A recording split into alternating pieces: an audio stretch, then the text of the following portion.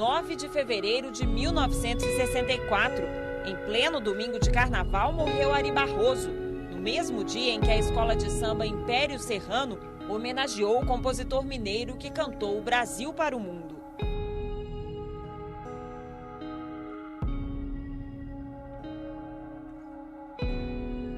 Alegria e tristeza, choque de emoções que o Brasil vivia também em outros campos, na economia, na política, na sociedade. O clima era completamente conturbado, porque há meses já que o Brasil estava dividido de alto a baixo. Em crise e um momento de radicalização política e ideológica muito grande, seguindo, na verdade, o que acontecia em toda a América Latina. Inflação de 75%, conflitos no campo, greves, manifestações sindicais e estudantis, luta anticomunista, calorosos debates políticos. Foram assim os 40 dias que antecederam a histórica Semana Santa de 64. Golpes não eram novidade na política brasileira. De 45 a 64 foram várias tentativas. João Goulart enfrentou resistências desde o início. Para tomar posse após a renúncia de Jânio Quadros, o vice-presidente teve que aceitar o parlamentarismo e dividir o comando com o primeiro-ministro nomeado pelo Congresso. Só após 2 anos, Jango reconquistou o poder por meio de um plebiscito em janeiro de 63. Você que está vendo que o parlamentarismo não funciona. Você que tem o direito de escolher o seu presidente e o seu governador. Compareça dia 6 e marque não. Não. O país assistia a discursos e episódios cada vez mais extremistas. Era uma luta radicalizada dos dois lados, da esquerda e da direita, né? O governo do João Goulart foi um governo muito perturbado. Não pôde administrar praticamente. Entre os militares, a gota d'água para apoiar o golpe foram revoltas nas Forças Armadas. Em setembro de 63, sargentos se rebelaram pelo direito de serem eleitos. Tomaram prédios públicos. Em Brasília, cercaram o Congresso, mas acabaram anistiados pelo presidente João Goulart. Quando ele propôs, então, a reforma nas Forças Armadas, quer dizer, dar aos sargentos o direito de voto, o direito de manifestação, coisa que os oficiais não admitiam, então, nessa hora, ele perdeu totalmente o controle. Jango pediu ao Congresso autorização para governar em estado de sítio. O estado de sítio significa a suspensão das garantias regulares, as garantias constitucionais regulares, e amplia o poder do executivo. Isso tudo ajuda a construir um caldo de cultura desfavorável à própria democracia e a ampliação da desconfiança recíproca entre esquerda e direita. Mas sem apoio, o presidente retirou o projeto e buscou o respaldo sindical e popular. No comício de 13 de março de 64, anunciou as reformas de base para 250 mil pessoas na Central do Brasil. O governo reafirma seus propósitos inabaláveis de lutar com todas as suas forças pela reforma da sociedade brasileira. Foram propostas concretas, eu diria arrojadas, no sentido de que ia na contramão do que pensava o Congresso e do que pensavam as forças reacionárias que tinham uma maior expressão no Brasil. Não apenas pela reforma agrária, mas pela reforma tributária, pela reforma eleitoral ampla, pelo voto do analfabeto, pela elegibilidade de todos os brasileiros. Quis fazer tudo de uma vez só.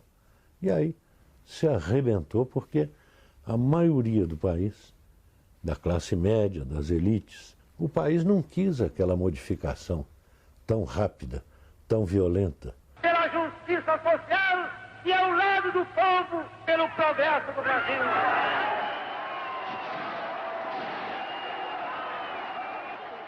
Eram reformas num país atrasado do ponto de vista social. Se você imaginar o que era o campo naquela época, você se envergonha. Não eram cidadãos, eram párias. Eram pessoas esmagadas pelos grandes proprietários. Então, o projeto de uma reforma agrária não tinha só um problema de ordem econômica que se pretendia. Havia um problema de ordem social imediata. Isso é revolucionário? Não, isso é dar chance para que o povo cresça como cidadão. Isso é democracia, isso não é revolução. Os discursos inflamados no Rio de Janeiro ecoaram aqui em Brasília. 2 dias após o comício, Jango cobrou do parlamento as mudanças na Constituição. Desta vez, durante a abertura dos trabalhos legislativos. Na mensagem enviada ao Congresso, o presidente voltou a defender as reformas política, bancária, universitária e a mais polêmica delas, a reforma agrária. É, pois, com mais alto apreço que me dirijo ao Congresso Nacional, a fim de pedir-lhe o exame desapaixonado das diretrizes aqui formuladas, para as modificações do texto constitucional, visando a consecução pacífica e democrática da reforma de base. Para a oposição, Jango queria impor as reformas ao Congresso e implantar uma ditadura no Brasil. Não estamos dispostos, senhor presidente, a deixar que as instituições republicanas sejam envolvidas no maremoto da demagogia e da sedição. A defesa coube a Tancredo Neves, que havia sido primeiro-ministro de Jango durante o parlamentarismo e, em 64, era o líder da maioria. O que faz Sua Excelência é sugerir modificações e, todas as vezes que o faz, submete a sua sugestão à alta sabedoria e à alta soberania do Congresso Nacional. O presidente do Congresso, senador Moura Andrade, deixou clara a tensão entre os poderes legislativo e executivo e mandou um recado explícito para João Goulart. Para a desordem, para o desrespeito aos princípios mais puros e mais válidos do regime, ninguém poderá contar conosco. Estamos decididos a interromper as causas de tantas incompreensões na vida brasileira, entre elas, a marcha do comunismo. 2 semanas depois, Moura Andrade divulgaria um manifesto para romper com o governo e pedir a intervenção das Forças Armadas.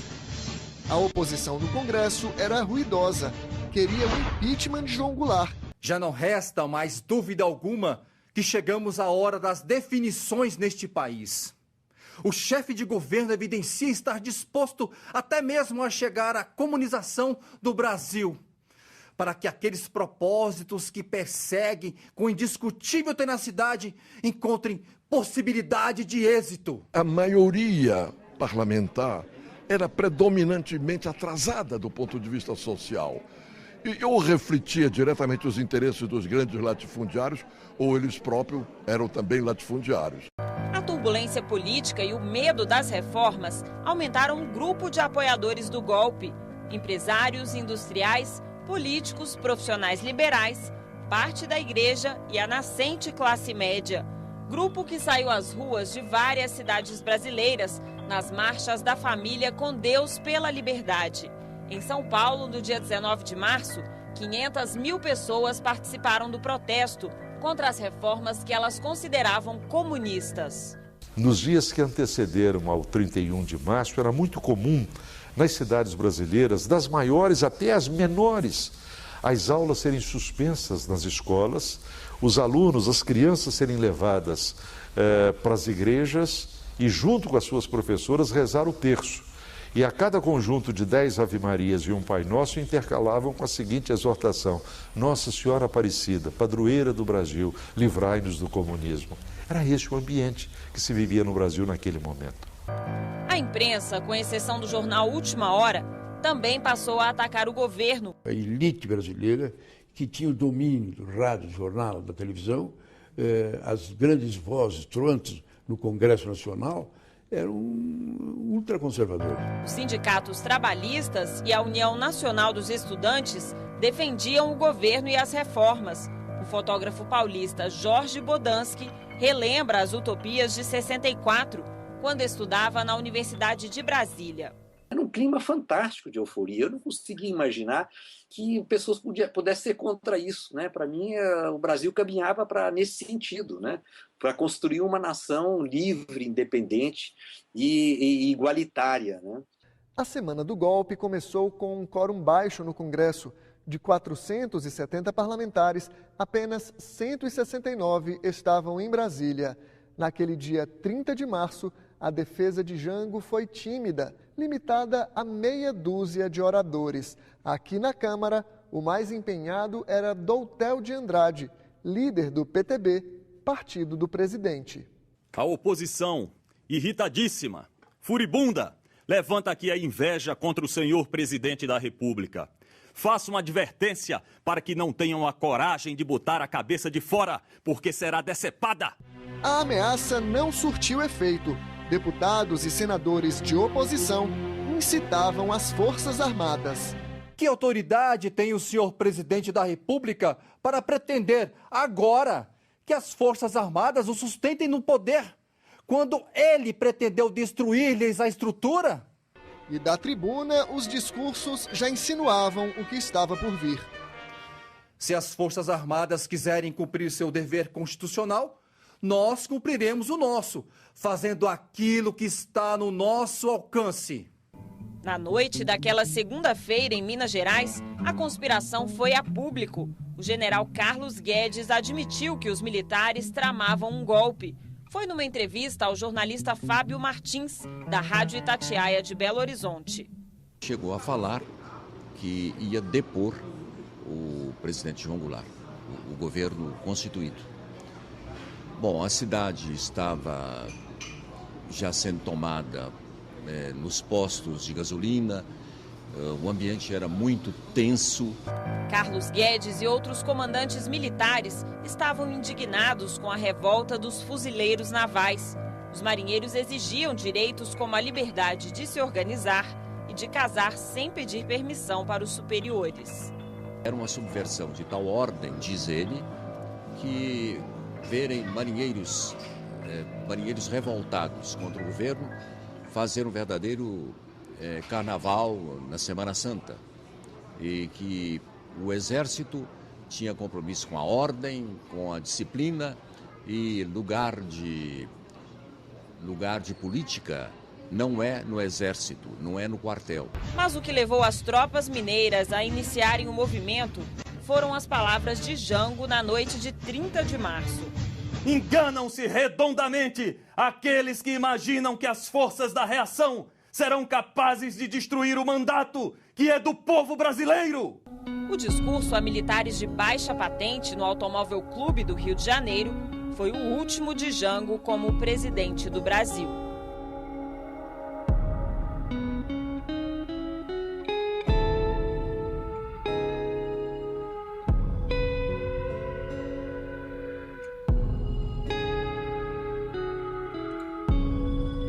No dia 31 de março de 64, o golpe era iminente, mas ainda não tinha data marcada.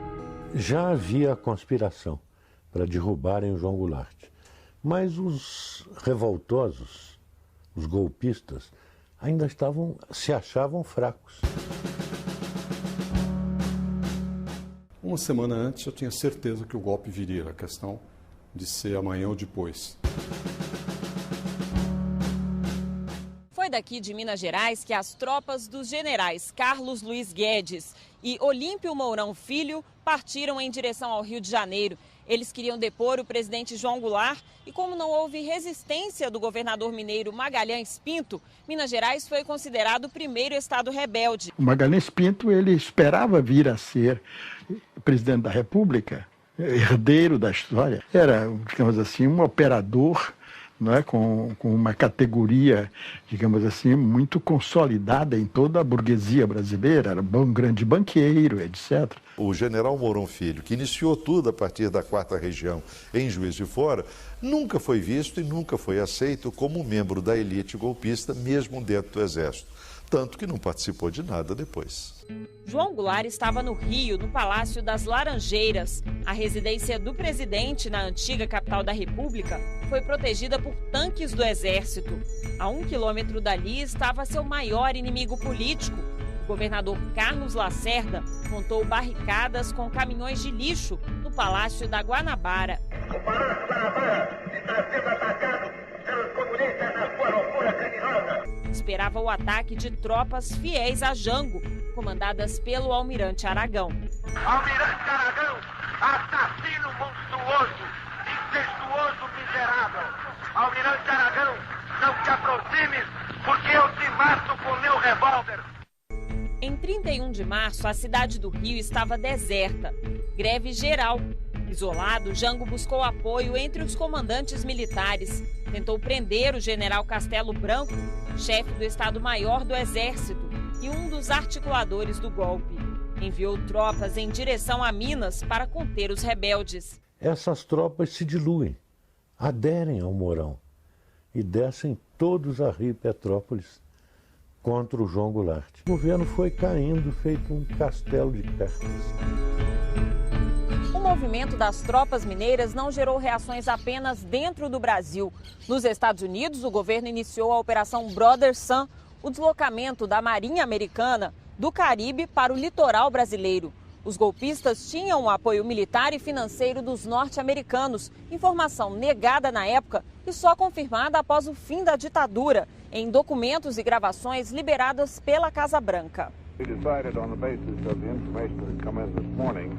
Go ahead and start a naval task force out, but with no commitment. A frota não chegaria a tempo do golpe, mas serviria para intimidar a resistência. A conversa de Lyndon Johnson com assessores traz outra revelação. O presidente americano sabia que o impeachment do colega brasileiro estava sendo articulado no Congresso. In the meantime, they have drafted an impeachment in congressional circles of Goulart. Os reis do golpe foram os americanos. Não percam tempo imaginando que foi um confronto nacional. Houve o confronto nacional. Mas quem cria o golpe são os Estados Unidos no centro da Guerra Fria. Os Estados Unidos manipularam tudo, criaram a conspiração, estavam prontos para invadir, inclusive, um país à mão armada, como hoje está provado.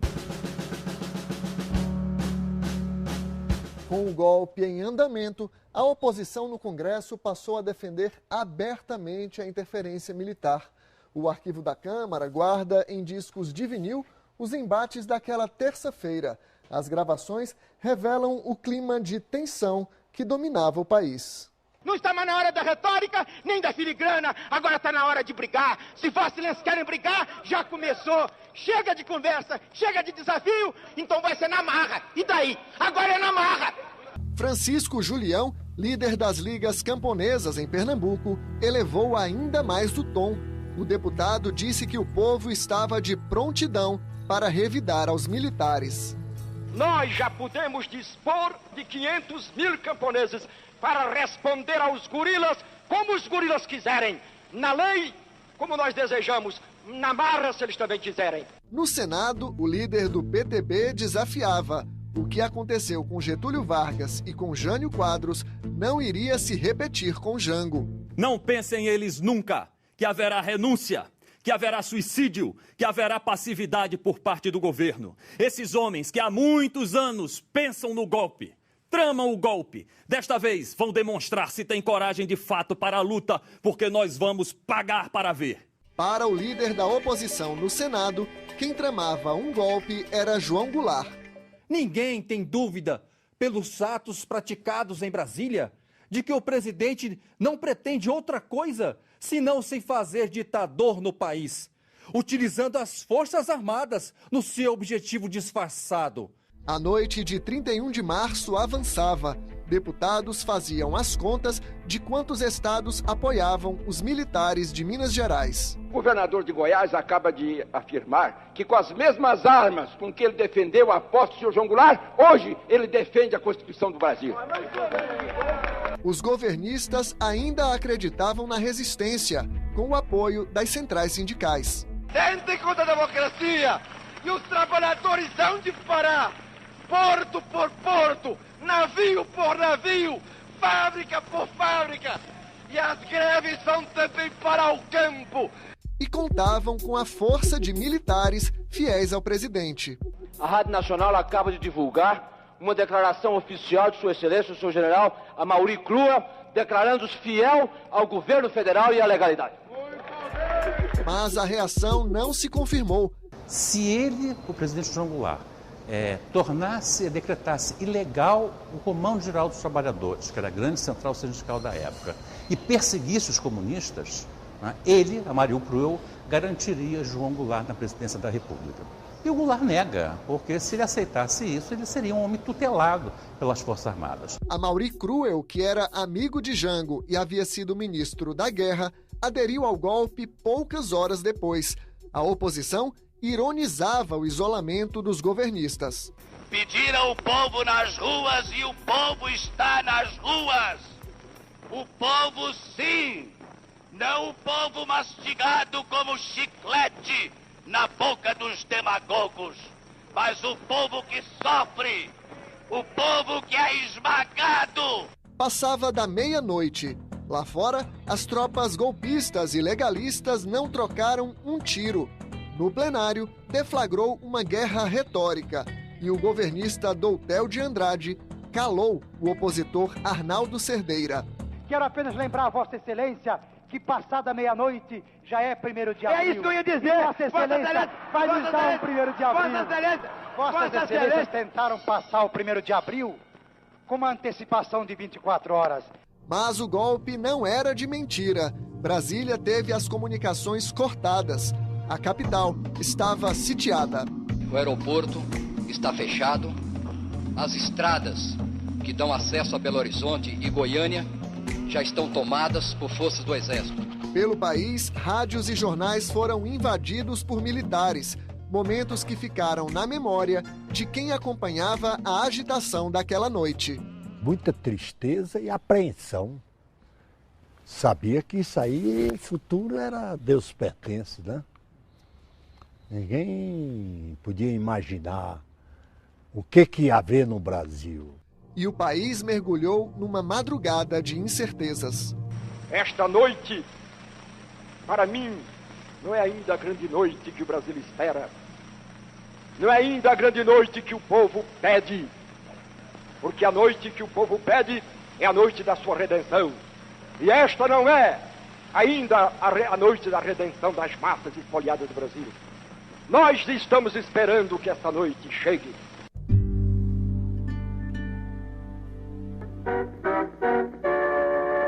O segundo exército manter-se-á fiel à Constituição e tudo fará no sentido da manutenção dos poderes constituídos, da ordem e da tranquilidade. O Exército dormiu janguista no dia 31 de março e acordou revolucionário no 1º de abril. A frase do general Cordeiro de Farias traduz a rápida adesão dos militares do Rio e de São Paulo ao movimento golpista. O movimento ele se torna-se definido do lado dos golpistas no dia 1º. E é aí que essas tropas aderem, quer dizer, passam para o lado do Mourão, e Mourão então está descendo para o Rio de Janeiro, continua descendo para Guanabara com tropas profissionalizadas. Sem condições de reagir no Rio de Janeiro, o presidente João Goulart embarcou para Brasília ao meio-dia. Na capital federal, movimento intenso no Congresso. Brasília. Em manifesto à nação, o presidente do Congresso Nacional conclama o povo a reunir-se em torno das Forças Armadas no respeito à Constituição. 13h, os presidentes do Senado e da Câmara recebem aqui no Congresso o chefe do Supremo Tribunal Federal e o arcebispo de Brasília. Juntos, Legislativo, Judiciário e Igreja Católica fazem um apelo ao comandante da 11ª Região Militar, o general Nicolau Fico. Diante da iminência da perturbação da ordem na capital da República e cabendo às Forças Armadas assegurar o livre funcionamento desses poderes, solicitamos todas as providências capazes de proteger a população de Brasília e garantir a tranquilidade das famílias. O general prometeu manter a ordem em Brasília. Foi a senha para a oposição cobrar a presença de João Goulart. Está aqui, está no Rio, ou onde está? Ou que paradeiro tem Sua Excelência, que lançou o povo na rua para depois sumir ele próprio da rua? O mesmo deputado ironizava a ausência de Tancredo Neves. Aqui não apareceu ainda o líder do governo, se existe governo e se ainda há líder. No dia anterior, Tancredo já havia se defendido desse tipo de ataque. Mais do que nunca, o meu destino está indiscutivelmente vinculado ao do presidente João Goulart, para a vitória e para a derrota. Os que me conhecem a formação e os sentimentos jamais me fariam a injustiça de supor-me capaz de uma deserção no fragor da luta. Tropas de Minas Gerais estavam a caminho de Brasília e os governistas planejavam a resistência. Civis se alistavam em milícias, na expectativa de receber armas para o combate. O plano para o dia seguinte era enfrentar os militares e ocupar o Congresso. Estou sendo informado pelo nosso colega deputado Oswaldo Zanello, que ouviu da Rádio Nacional, há poucos minutos, a convocação para que populares se apresentem ao Palácio do Planalto a fim de receberem armas e defender a legalidade. Os janguistas garantiam: a defesa do presidente estava armada. Os candangos de Brasília estão se alistando para defender a legalidade democrática. Já fazem ordem unida pelas ruas e pelos logradouros da cidade de Brasília. Nós tínhamos preparado essa gente lá no Teatro Nacional, não é? Com estudantes e trabalhadores, para eventualmente chegarem no Congresso e num determinado instante sentar nas cadeiras. Entrava e tal, descia das arquibancadas, se tumultuava. Lá tinha umas 2.000 pessoas, mais ou menos, 1.500 a 2.000 pessoas. Alguns oposicionistas, ainda que desconfiados, já se consideravam vencedores. Nós podemos ainda ser vítimas de uma traição. Eles podem dar-nos a impressão de que realmente se entregaram para de surpresa nos apanharem, pegando a nós, aos nossos comandos, aqueles que asseguraram a vitória e tentarem o revide. O partido de Jango insistia: a derrubada do governo era uma afronta à Constituição. O problema fundamental que se coloca hoje nesta casa e na história é o de saber se um presidente da República, quaisquer que sejam seus erros, pode ser destituído por governadores e militares sediciosos que se colocam fora da lei. Como pode ser legalista um movimento que fere a lei das leis, que é a Constituição da República? Mas a União Democrática Nacional se mostrava disposta a excessos. Em determinado momento da história, não é possível salvar uma Constituição a não ser fazendo-lhe certos arranhões, porque o pior seria a Constituição rasgada, o povo brasileiro humilhado e o comunismo triunfante no Brasil. Para atingir João Goulart, a oposição disparava contra o Comando Geral dos Trabalhadores, CGT, e o Pacto de Unidade e Ação, PUA, duas centrais sindicais que apoiavam o governo. Os ataques também miravam a União Nacional dos Estudantes, UNE. Num governo que se identifica e se deixa dominar pelo comunismo, somente num governo desse poderiam funcionar órgãos espúrios como CGT, como PUA, como UNE, que hoje é um dos agentes da subversão, da inteligência e da dignidade da mocidade estudantil do Brasil. No Rio de Janeiro, o discurso deu lugar à ação. Ao ouvir o governador Carlos Lacerda comemorar no rádio a vitória dos revoltosos, milhares de pessoas saíram às ruas. A sede da UNE foi incendiada. O jornalista Tarcísio Holanda, que era repórter político do Jornal do Brasil, estava lá. Aí eu fiquei emocionado, rapaz, sabe? A UNE estava sendo incendiada pelos ativistas ligados aos militares. Uma coisa assim triste, sabe? Quem também testemunhou o ataque à UNE foi o ex-senador Arthur Virgílio Neto. Ele tinha 19 anos em 1964. Quando eu vi que a casa desmoronava, eu fui até a frente da UNE. Eu imaginava que era um lugar onde haveria resistência e eu queria me aliar a quem existia. O pai dele era líder do PTB e principal defensor de João Goulart no Senado. No Rio, a perseguição aos aliados do presidente começou no primeiro dia de golpe. Minha casa foi invadida pela polícia política do então estado da Guanabara. Tivemos que cantar um hino nacional para provarmos que não éramos uma família de comunistas. A sede do jornal Última Hora, favorável a Jango, também foi invadida. No Repórter Esso, noticiário veiculado na Rádio Nacional, Este trecho do programa gravado no dia 1º não foi ao ar. Rio. A Presidência da República distribuiu nota historiando os acontecimentos que tiveram início no estado de Minas Gerais. Finaliza a nota informando que espera o governo federal comunicar oficialmente, dentro em pouco, o restabelecimento total da ordem no estado. As notícias veiculadas relatavam um país sem comando, tomado por greves e paralisações. Rio. A Guanabara amanheceu hoje sob os efeitos de uma greve geral. Estão paralisados os trens da Central do Brasil e da Leopoldina. Também estão paralisados os serviços de barcas e lanchas entre o Rio e Niterói, os transportes coletivos, o porto, as empresas aéreas e outras atividades. A Rádio Nacional e a Mairink Veiga, ligada a Leonel Brizola, foram tiradas do ar às 14h. Do lado da resistência, tropas janguistas também tentaram impedir a circulação de jornais. O Globo, que apoiou o golpe, não saiu no dia 1º de abril. Entra na redação do Globo o almirante Aragão. O almirante Aragão era o almirante do povo. E dizendo, não pode circular porque está havendo um golpe contra o João Goulart. E nós estamos aqui para defendê-lo. Um discurso do deputado federal Rubens Paiva, do PTB de São Paulo, chamou o povo a resistir ao golpe. De um lado, a maioria do povo brasileiro, desejando as reformas e desejando que a riqueza se distribua, ao lado da legalidade do presidente João Goulart.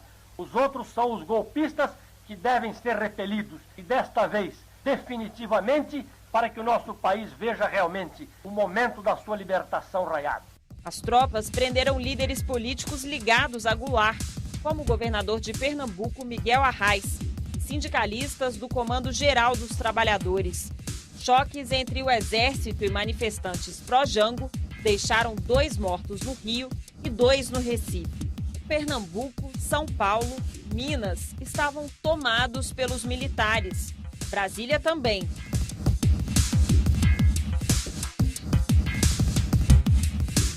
Às 11h30 da noite, o gaúcho João Goulart deixou a capital federal em direção a Porto Alegre, Rio Grande do Sul. O presidente João Goulart, na reta final, tinha contra ele os 4 comandos militares do país. O general Crua, o general não sei das quantas em Pernambuco, o 4º Exército. Num certo instante, na reta final, o comandante do 1º Exército e 2/3 do 3º Exército. Enquanto isso, a oposição se articulava no Congresso para o que seria o tiro de misericórdia, declarar vaga a presidência da República. E Deus queira que nesta sessão extraordinária aqui estejamos para reconduzir o Poder Executivo àquilo que a Constituição determina, quer dizer, decretando o impedimento de quem moralmente está impedido há muito tempo de governar este país.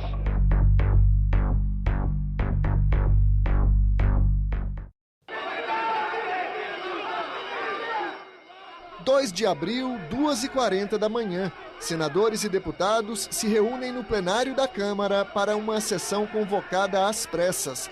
Dos 470 parlamentares, poucos atendem ao chamado. A lista de presença acusa o comparecimento de 152 senhores deputados e 26 senhores senadores, achando-se, portanto, na casa 178 senhores congressistas. Na presidência dos trabalhos, o senador Auro de Moura Andrade. O paulista, de 49 anos, havia participado da Marcha da Família com Deus pela Liberdade, um manifesto contra Jango em São Paulo. O comunismo ateu. Aqui no plenário da Câmara, o senador Moura Andrade desligou os microfones de aparte, usados pelos outros parlamentares. E apesar dos protestos e dos gritos desesperados dos governistas, negou a palavra ao deputado Bocaiúva Cunha, vice-líder do presidente João Goulart. Não é possível. Antes de colocar o tema, Vossa Excelência não pode me pedir questões de ordem. Moura Andrade fez a declaração que os militares esperavam. Comunico ao Congresso Nacional que o senhor João Goulart deixou o governo da República.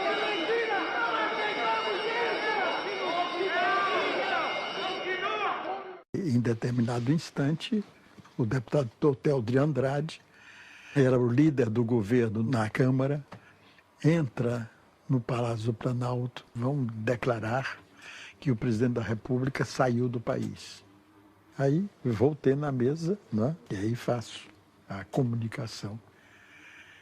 O presidente da República se afastou de Brasília em direção ao Rio Grande do Sul e disse a Darcy, assina aqui. Eu sou consultor-geral da República, não posso assinar esse negócio. Você que tem que assinar como ministro da Casa Civil. Darcy Ribeiro mandou um ofício ao presidente do Congresso. O senhor presidente da República incumbiu-me de comunicar a Vossa Excelência que, em virtude dos acontecimentos nacionais das últimas horas, decidiu viajar para o Rio Grande do Sul.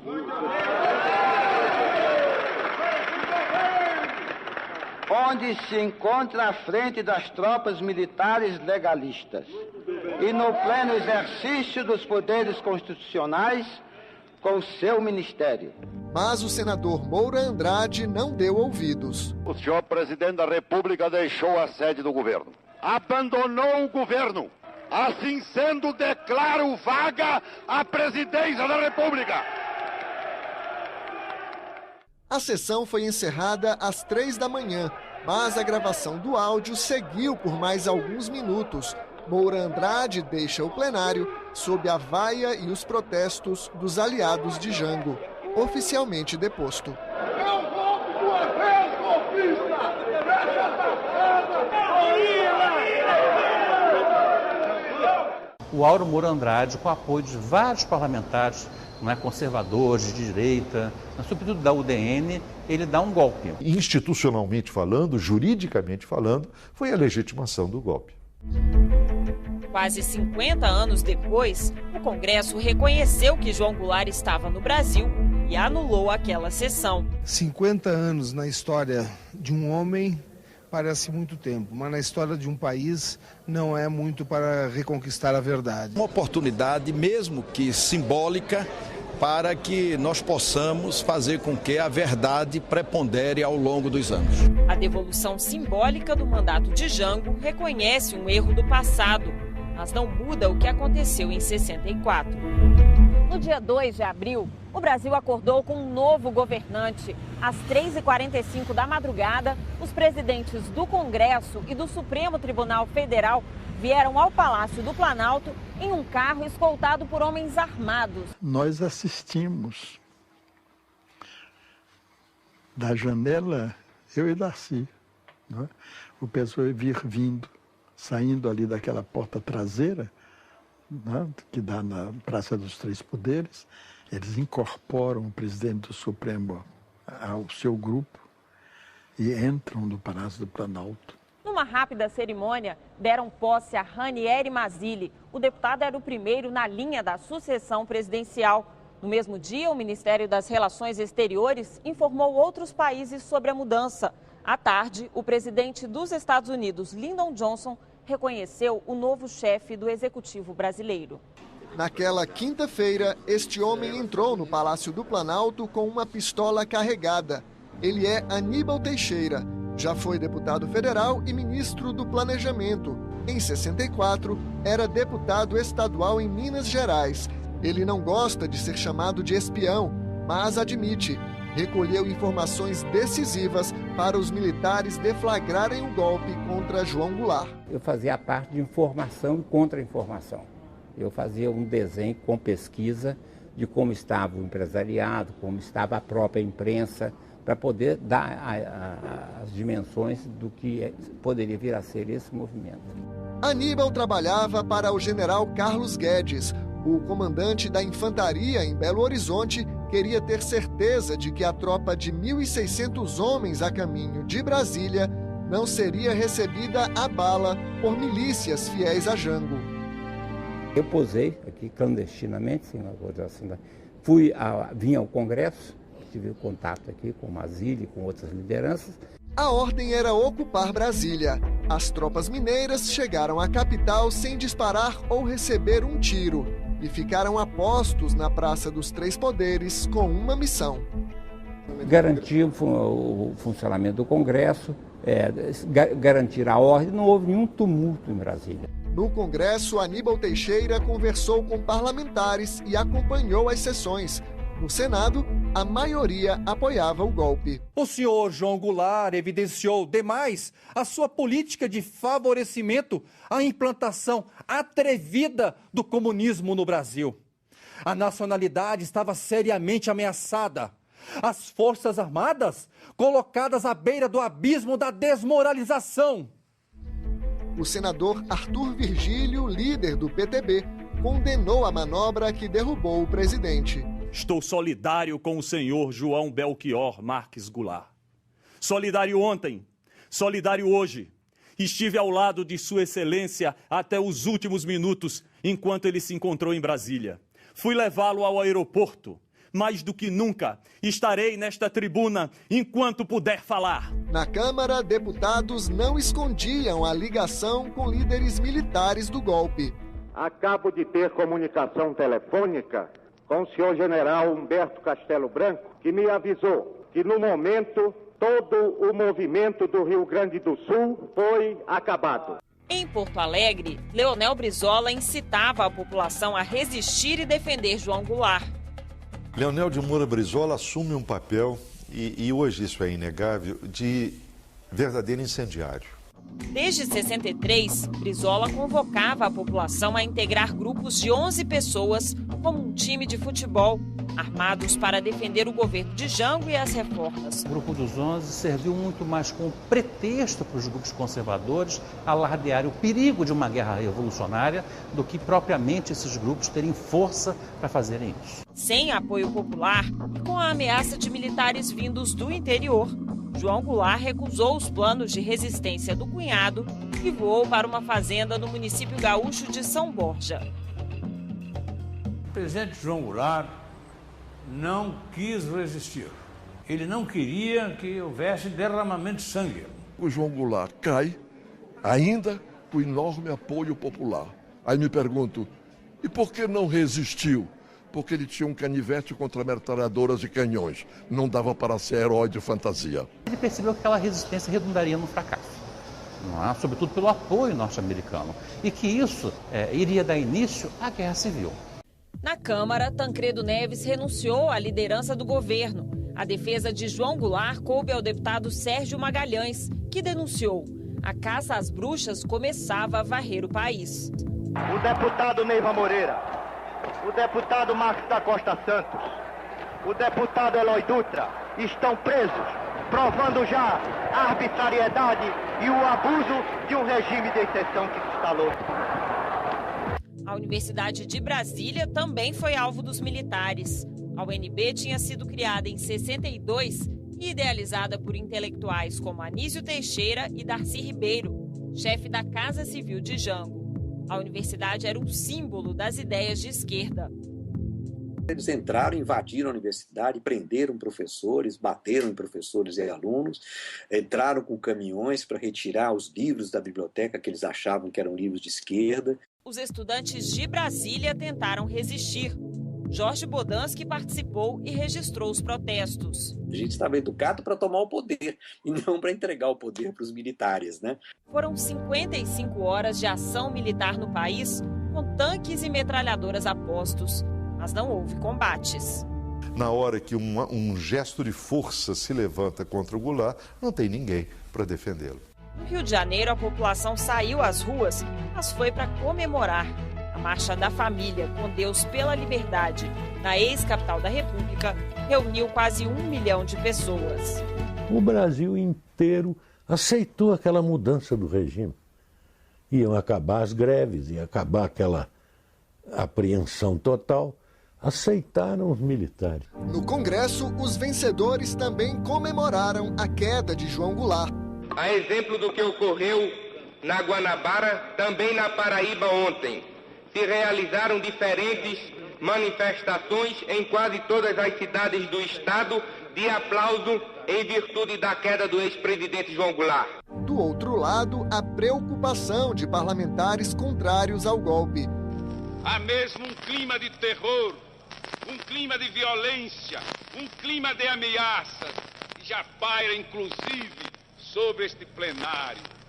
Os jornais de hoje já publicam a relação de 40 senhores deputados escolhidos para serem expulsos mediante cassação de mandato. A degola veio uma semana depois, com o ato institucional assinado por uma junta militar.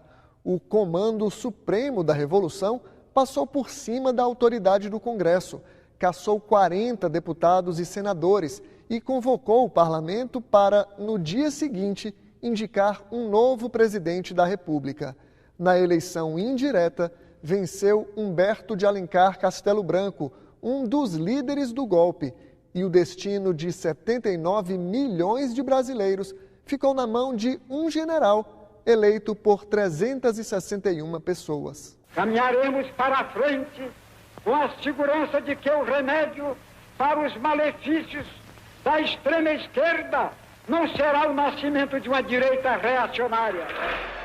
Quando Castelo Branco tomou posse, o presidente deposto já tinha se exilado com a família no Uruguai. Lá, João Goulart recebeu a notícia da cassação de seus direitos políticos no primeiro ato institucional. Hoje, acho que os grandes defeitos da democracia brasileira, muitos deles foram gerados naquele período em que o Brasil ficou sem os seus líderes. Foi uma tragédia que realmente cavou um fosso profundo na nossa história e impediu brutalmente um processo de transformações que estava sendo gerado. Jango morreu no exílio sem nunca regressar ao Brasil.